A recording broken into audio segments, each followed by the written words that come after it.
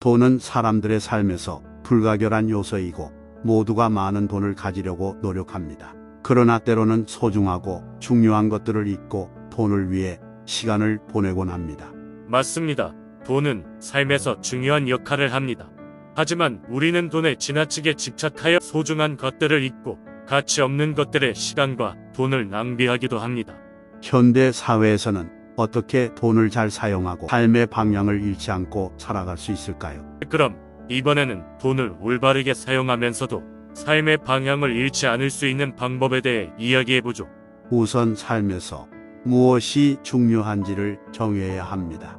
가족, 직업, 건강, 개인 성장 등 우선순위를 파악한 후 돈과 시간을 그 우선순위에 맞게 배분해야 합니다. 그리고 명확한 금전적 목표를 설정해야 합니다.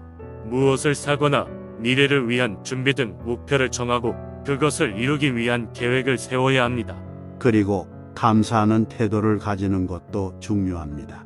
건강, 가족, 아름다운 일 등 삶에서 기뻐할 만한 것들을 매일 느껴보면서 긍정적인 생각을 유지하면 물질적인 것에 대한 의존성을 줄일 수 있습니다. 돈을 현명하게 계획하는 것도 중요합니다.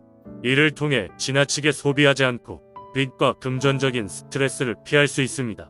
다른 사람들을 돕는 것도 좋은 방법입니다.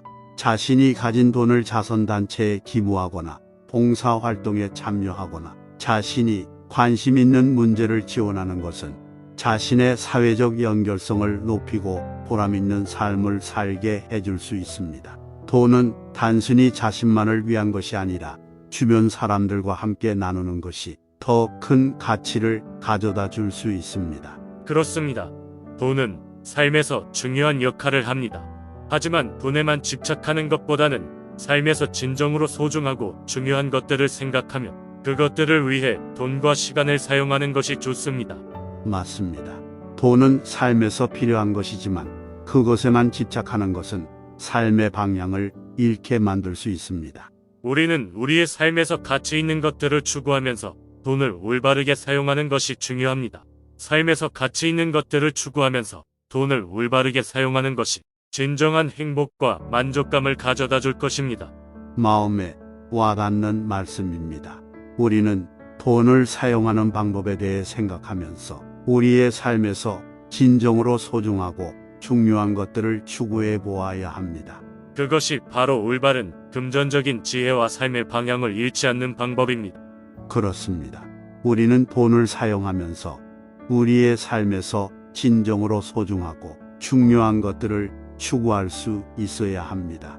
예를 들어 가족과 함께 보내는 시간, 친구들과의 만남, 자기개발 등이 있습니다. 이러한 것들이 우리 삶에서 행복과 만족감을 가져다 줄 것입니다. 돈은 우리에게 편의와 선택의 기회를 제공하지만 우리가 추구해야 할 것은 행복과 만족감입니다. 그리고 이러한 것들은 돈으로 살 수 없는 것들입니다. 맞습니다. 우리는 돈을 올바르게 사용하면서 삶에서 진정으로 소중하고 중요한 것들을 추구해 나가야 합니다. 그리고 이러한 것들은 우리 삶의 방향을 제시해 줄 것입니다. 돈을 사용하는 것은 우리의 선택입니다.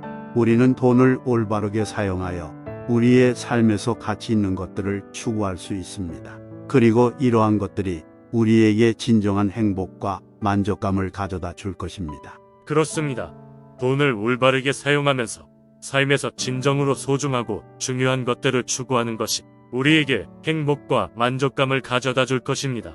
그럼 부를 가진 자들이 자신이 가진 부를 어떻게 사용해야 하는지 얘기를 나눠보죠. 부의 존재는 양날의 칼입니다. 지혜와 연민은 부자들에게 필요한 것입니다. 또한 부는 권력에 대한 의지입니다. 권력이 다른 사람들의 이익을 위해 사용되지 않는다면 무슨 소용이 있겠습니까? 진정한 힘은 사회에 긍정적인 영향을 주기 위해 자신의 자원을 사용하는 것에서 나옵니다. 부자들은 가난한 사람들을 돕는 책임을 부담스러워해서는 안 됩니다. 진정한 힘은 지배에 있는 것이 아니라 봉사에 있습니다.